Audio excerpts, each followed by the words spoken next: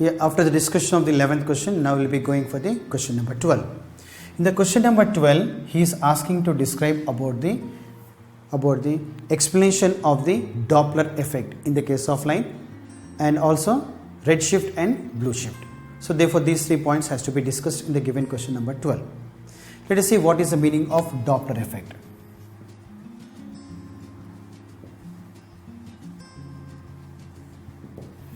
By definition of the Doppler effect, the apparent change in frequency observed by the observer due to the relative motion between the source and observer is called the Doppler effect. The apparent change in frequency observed by the observer due to the relative motion between source and observer is being called as Doppler effect. Let us see in this diagram wise the explanation. Here O is an observer and S is a source. O is an observer, S is a source. The source is, let us say, moving with a velocity equal to Vs, and let us assume observer will be at rest. Therefore Vo will be equal to 0. Here Vo indicates the velocity of the observer and Vs indicates the velocity of the source. Source is in motion, velocity observer is at rest. When the source is in motion, source can move towards the observer or maybe even away from the observer. Both cases will arise here. Let us take the first case.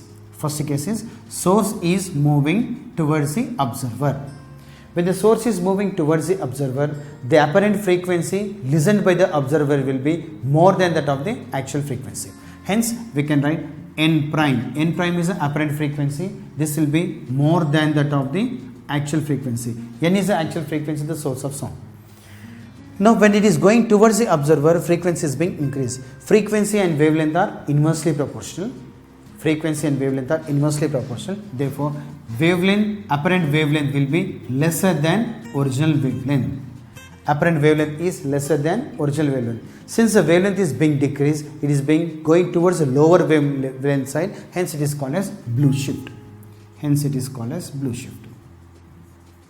Similarly, when the source is moving away from the observer. When source is moving away from the observer, right, apparent frequency listened by the observer will be less than that of the actual frequency. Apparent frequency less than that of the actual frequency. So therefore, when it is going towards away from it, frequency will be decreased. When frequency and wavelength are inversely proportional, therefore lambda dash will be greater than lambda. Since wavelength is increasing, in the case of light, it is being called as going to the higher wavelength side. Since wavelength is increasing, going towards a higher wavelength side, hence it is being called as redshift. So therefore, in the case of the light, when the source is moving towards the observer, wavelength is decreased, called as blue shift. When the source is going away from the observer, wavelength is increased. So therefore, going to the higher wavelength side, hence it is being called as redshift. So therefore, these 2 points has to be discussed in the given question number 12.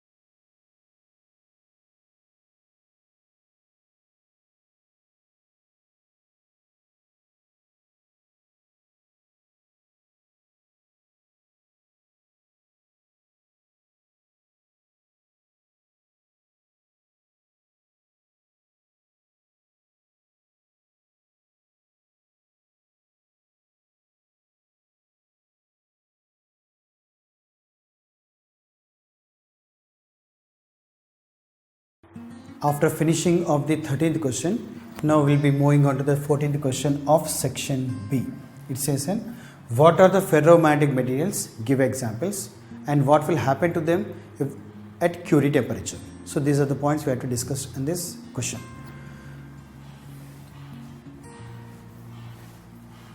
The materials which can be strongly magnetized.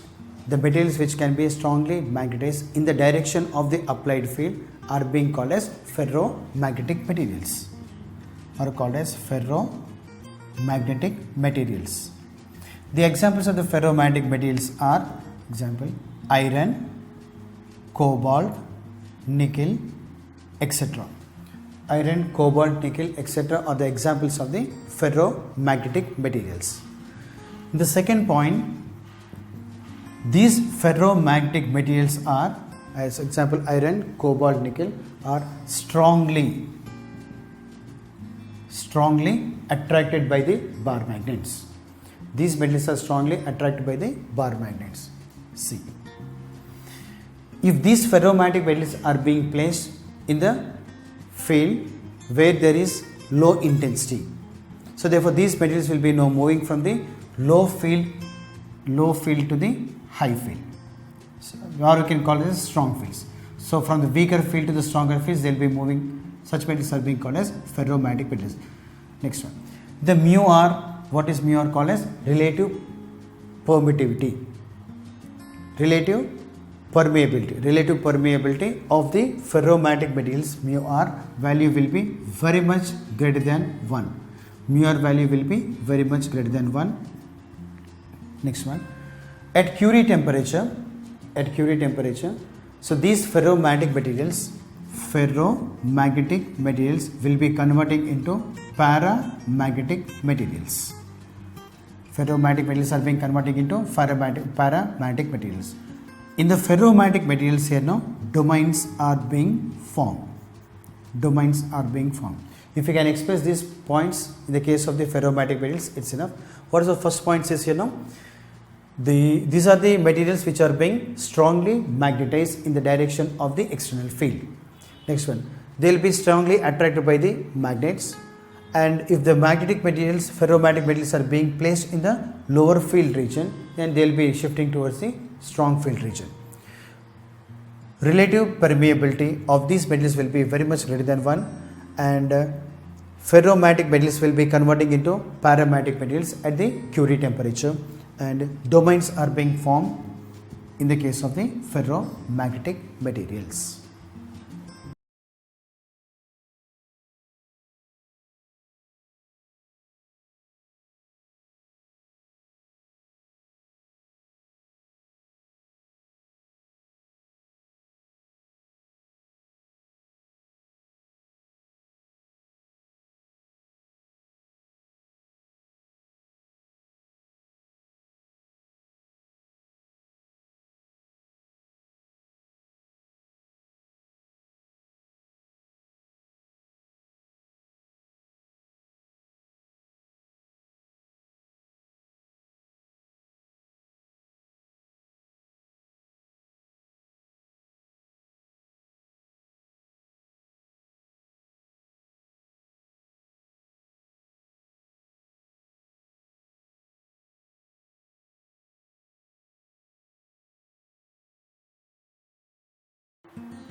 Now in the 15th question, it was actually a problem contains two parallel current carrying wires. So let us assume here now. So these are the two parallel current carrying wires, carrying each one currents will be equal to 10 amperes each. So therefore here I can call I1 will be equal to 10 amperes, even I2 also will be equal to 10 amperes, and these two parallel wires are parallel to each other and they are being separated by a distance equal to 2 meters. The separation between these two now wires will be equal to 2 meters. Now he is asking to calculate what is the force per unit length on each wire. Force per unit length on each wire.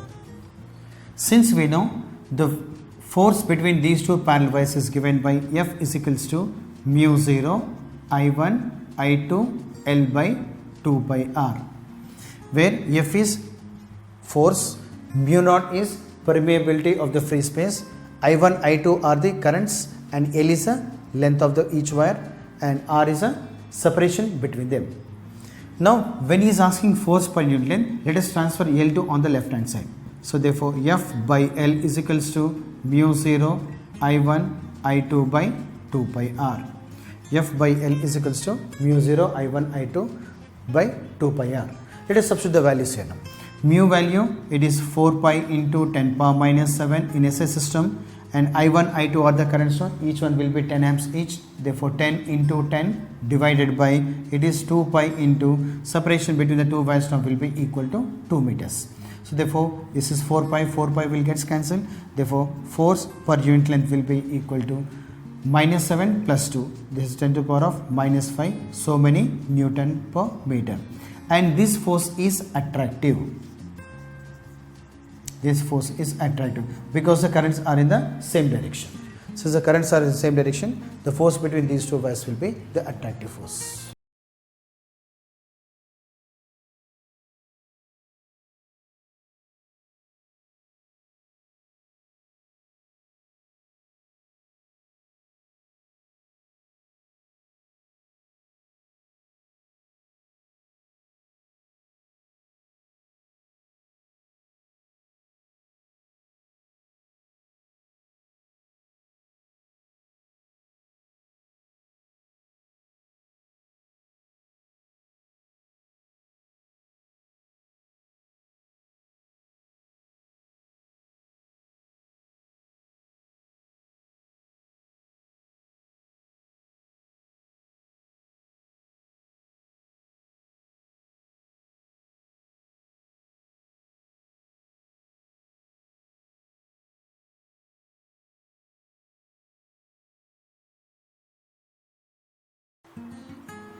Now the question number 16. In the question number 16 we have to discuss about the eddy currents are used to be advantage. That is, what are the where are the applications where these eddy currents are being used here now. The eddy currents are used to be advantage in the applications are, first one, A, magnetic braking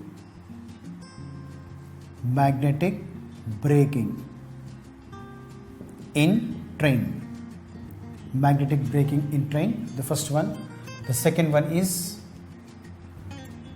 electromagnetic damping. C, induction furnace.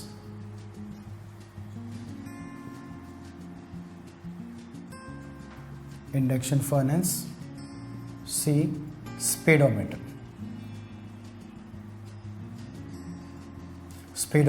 in automobiles. So first we will take about the magnetic braking in train. So how these eddy currents are being used in the case of the braking the speed of a train. So therefore first case here now, as a train moves here now, the wheels will be rotating. The wheel of the train will be keep on rotating. As the wheel is being rotating, even axle about the axis also will be keep on rotating. The drum which is being connected to the axle also will be keep on rotating.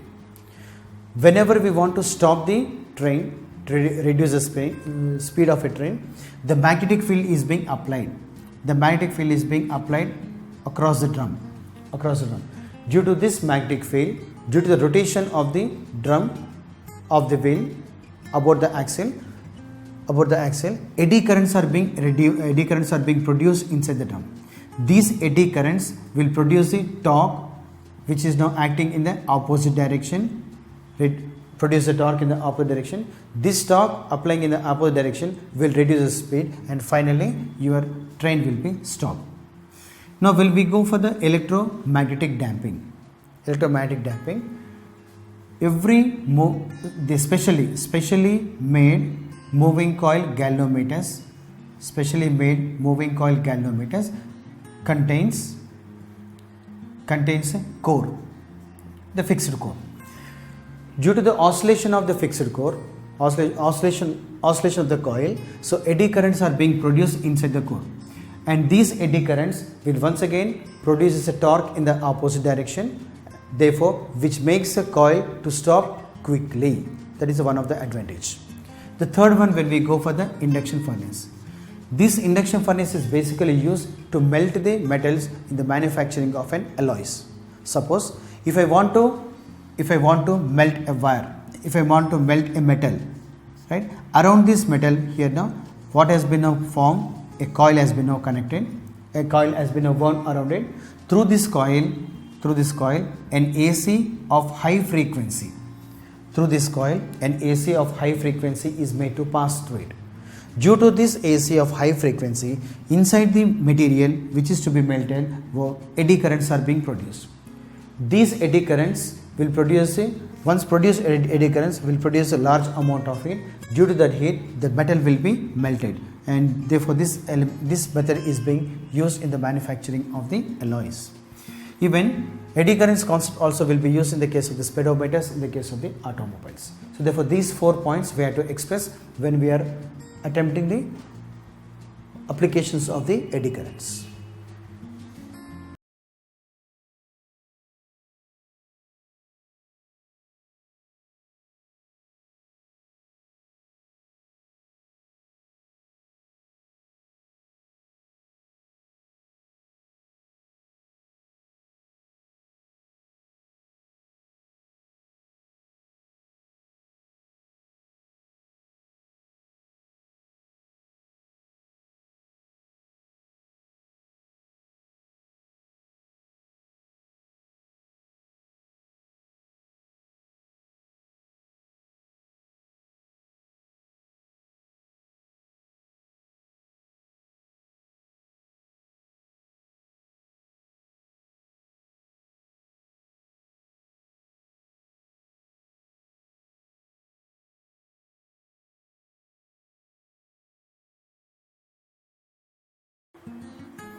The 17th question of the section B he is asking about the limitations of the Bohr theory in the hydrogen atom.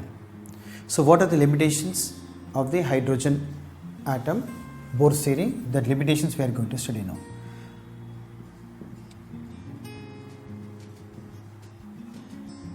Limitations of Bohr theory.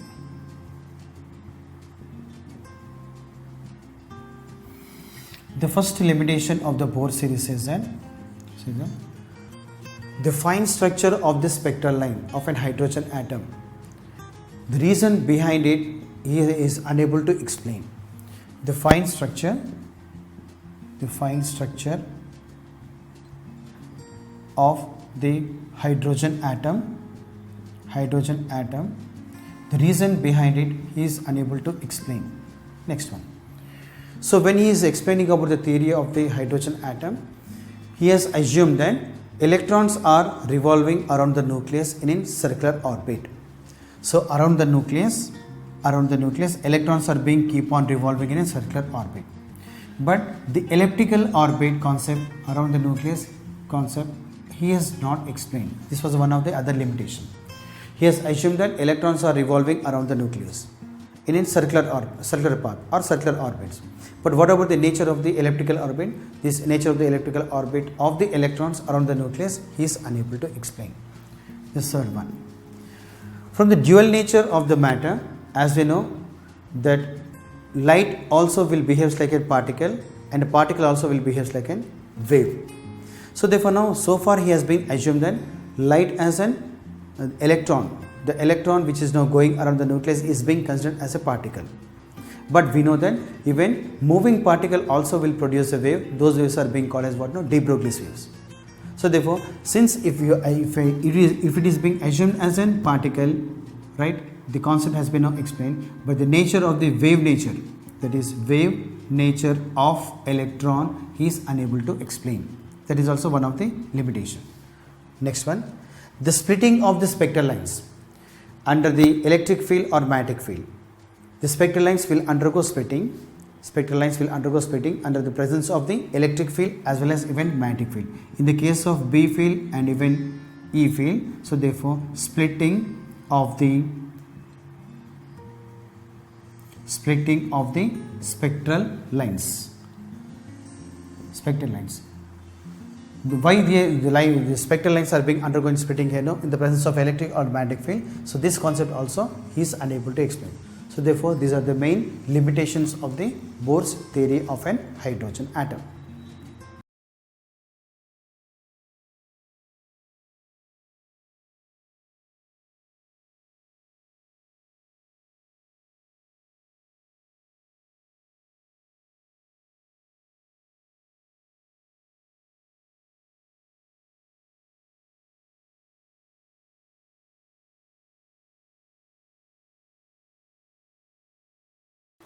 Question number 18 of section B. What is rectification? What is rectification? And explain the full wave rectifier. This was the question given to us. So first we'll say about the rectification. The process of converting alternating current into direct current is called rectification. The process of converting alternating current to direct current is called rectification. So rectification can be done in two ways. One is called half wave rectification and the other one is called full wave rectification. So two rectifiers are being used, called as half wave rectifier and full wave rectifier. So now let us discuss about the full wave rectification.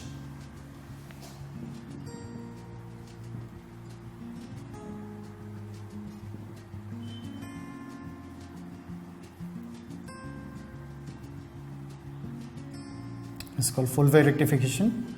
In the full wave rectification, let us first finish off the circuit diagram. Here P stands for the primary of the transformer. P stands for the primary of the transformer and S stands for the secondary of a transformer. S stands for the secondary of the transformer provided within central tap.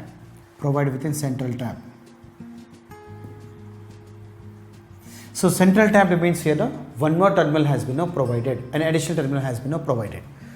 So therefore here diode 1 called D1 and diode 2 D2 are being connected to these two terminals, right, are joined, and the common one is being passed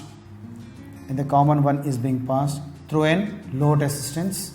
Let the load resistance will be connected over here and from load resistance to the central tap. Load resistance to the central tap. So load resistance is RL. So load resistance at which your output has been now collected, called as load resistance.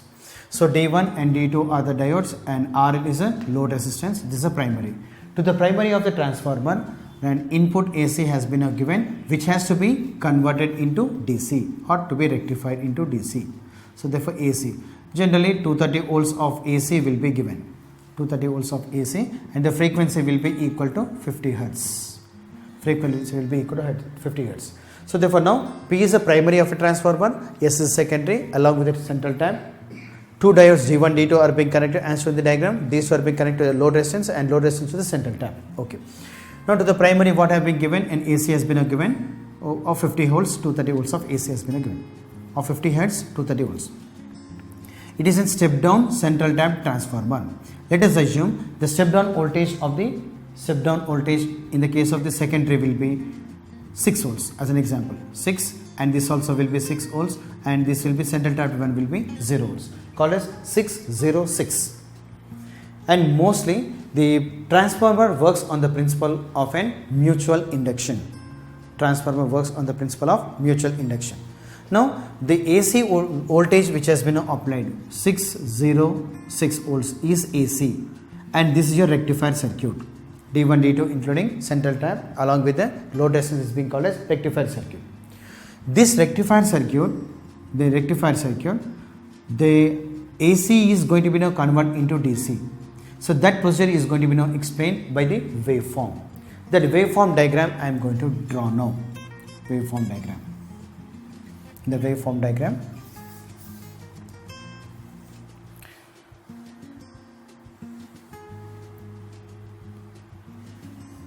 Waveform, next one, third one, and even fourth one.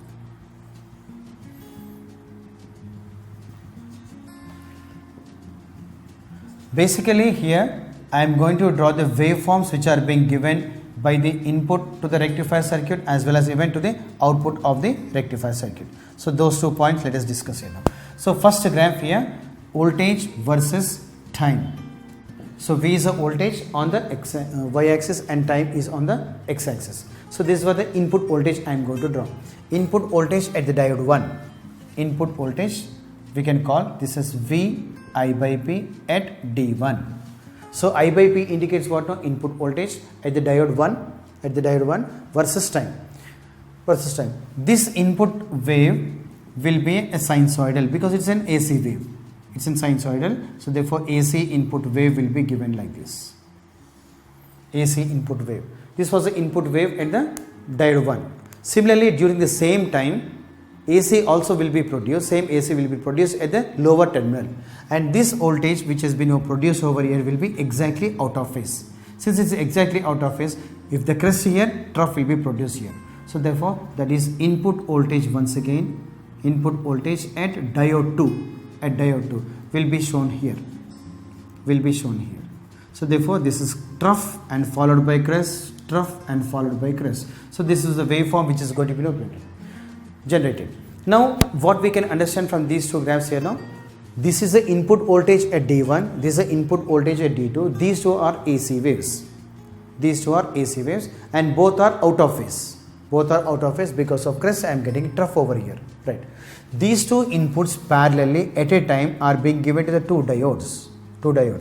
Now what will happen to the diodes here now, let us see. During the first half cycle, shall I put here now 1, right. During the first half cycle, right, upper diode will be positive and lower diode will be negative. Therefore, I will put positive sign here and negative sign here. Now let us see what is happening. This positive sign is being connected to positive terminal of the battery, is being connected to P type, and negative is now connected to N type. Therefore, diode 1 is said to be in forward bias. During the same time, negative terminal is connected to P type and positive terminal is connected to N type. Therefore, diode 2 is said to be in reverse bias. Therefore, during the positive half cycle or during the first half cycle, diode 1 will be positive or forward bias, diode 2 will be in reverse bias. During the positive half cycle, diode 1 is in forward bias and diode 2 is in reverse bias. Therefore, this will not conduct because it will offer high resistance. Since it offers high resistance, it will not conduct any current. Therefore, current through the diode will be reaching the junction. It has two options now. One can go down and one can go towards right. Since it is already reverse bias, no current will flow into this diode, and all the current has to flow through the diode through the low resistance and reach into the central tap. Similarly, right. So therefore, now when the current is being passed through the low resistance here, now voltage has been now developed. That voltage will be similar to that of the current, and current will be similar to that of the applied voltage. Therefore, the produced voltage across the low resistance will be of this format, same like your input voltage for the diode 1. Similarly, now during the next half cycle, I will put number 2 here now. During the next half cycle, diode 1 will be negative and diode 2 will be positive. Therefore, diode 1, as we have explained earlier, diode 1 will be in reverse bias and diode 2 will be, this time will be in forward bias. So therefore, this will conduct and this will not conduct. The current from the diode 2 after reaching over here cannot go through the diode 1 because already in reverse bias. It has to pass through the low resistance in the same direction as that of the diode 1. So therefore, these two current, this current also will go in the downward direction and reach the central tap. This direction and the earlier direction of the currents are same. Therefore, voltage also will be same.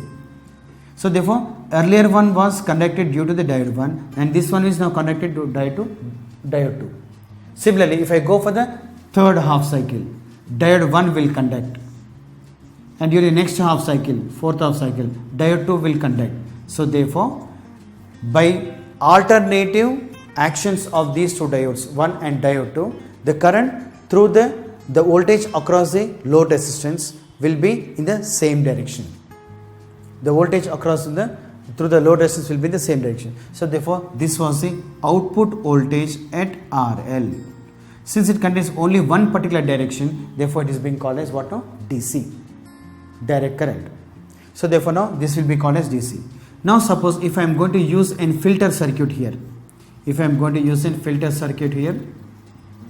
right, and I am going to collect the output after the filter circuit, then output at RL after filter circuit after filter circuit, then your output will be made almost constant. Small variations will be there, so that when we go for the higher scales of the observation cannot be seen. So therefore only constant current, constant voltage will be seen. Thus we can say the output voltage will be made constant by using the full wave, by using full wave rectifier. The output voltage will be constant. The efficiency of the full wave rectifier, the efficiency of the full wave rectifier will be equal to output DC power divided by input AC power. The power output DC power by input AC power. This value worked out to be 0.812 into RL divided by RL plus RF. The efficiency of a full wave rectifier is given by 0.812 into RL by RL plus RF. Here, as we know, RL is called load resistance, and even RF is being called as resistance of diode in forward bias. So resistance of the forward bias, distance of diode in forward bias. Using this formula, we can estimate the value of the efficiency. Now we'll come back to the definition of full wave rectifier. Full wave rectifier. What is actually full wave rectifier? Both the halves of the input AC, has been rectified. Hence it is being called as full wave rectifier, whose efficiency will be given by 0.812 into RL by RL plus RF. RL is load resistance, RF is resistance of diode in the forward bias.